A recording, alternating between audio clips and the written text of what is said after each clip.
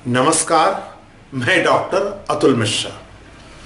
जितनी चादर हो उतने पांव पसारिए, अपनी औकात में रहो, अपनी सीमाओं को समझो। इस तरह की बहुत सारी बातें हम सुनते हैं और जीवन में देखा जाता है कि जो बहुत यथार्थवादी लोग होते हैं वह अधिक तरक्की नहीं कर पाते हैं।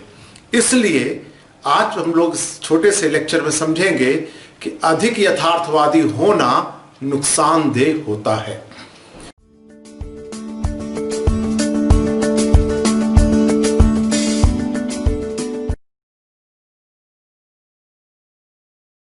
अब देखिए, अगर हम लोग बात को समझें कि जो लोग दुनिया में बड़े काम करते हैं, जितने भी बड़े लोग हुए हैं, लेजेंड हुए हैं, जिन्होंने समाज में बदलाव किए हैं, समाज के विकास में योगदान दिया है, उन सभी में खास बात यह भी थी कि उन्होंने अपनी सीमाओं को कभी स्वीकार नहीं किया। कभी उन्होंने नहीं कहा कि हम जिस स्थिति में हैं उसमें हम संतोषजनक रूप में हैं। उस सीमा से आगे जाके सोचना पड़ता है। अगर हम महापुरुषों के उदाहरण ले लें, महात्मा गांधी ने अगर सोचा होता भाई मेरी जितनी सीमा है, मैं एक बैरिस्टर हूं, मुझसे से ज्यादा नहीं सोचना चाहिए, उन्होंने सोचा।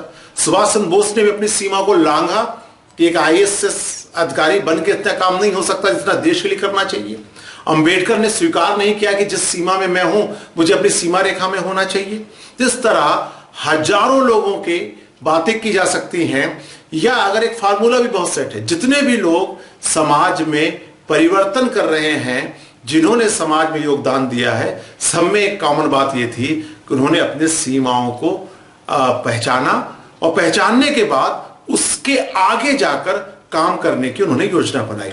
जिस उदाहरण के तौर पर, अब जो रियलिस्टिक आदमी होगा, आपने एक लाइन बहुत सुनी होगी कि अगर शेर अगर तुम्हारे सामने आ जाए तो क्या करोगे? तो जवाब होता है भाई जो करना है शेर को करना है, मैं क्या करूंगा। ये इतना लोकप्रिय चुटकुला इसलिए बना है कि ज्यादातर लोग यथार्थवादी होते हैं। अरे भाई अगर इतने यथार्थवादी बनोगे तो शेर तो खा ही जाएगा, वो तो तय बात है पूरा। इसका अर्थ क्या हुआ? इसका अर्थ ये हुआ कि जो वस्तुस्थिति है जिसको हम लोग देख और समझ रहे हैं उससे आगे हमें जाना होगा।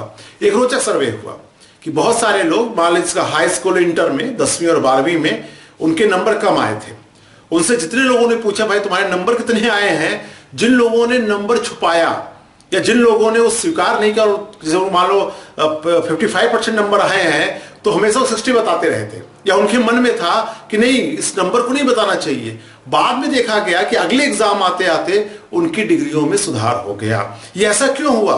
क्योंकि वो जो वस्तु स्थिति है उसको स्वीकार करने से उन लोगों ने इनकार किया है। इसलिए जीवन में हमें अगर बड़े काम करने हैं या जीवन को और संपूर्णता में जीना है तो हमें इससे ऊपर उठना होगा और यह देखना होगा कि क्या जिस स्थान पे मैं हूं उससे कितनी ऊंची छलांग लगा सकता हूं। यहां पर ऐसा नहीं है कि मैं ये कह रहा हूं कि कोई कल्पना में जाना चाहिए, जोखिम उठाना चाहिए। इसमें पहली स्थिति तो यही आएगी, जैसे गौतम बुद्ध कहते हैं कि किसी भी काम करने के पहले वस्तु स्थिति क्या है इसको समझना होगा, और उसके बाद फिर हमें देखना होगा कि इसके आगे हम क्या कर सकते हैं।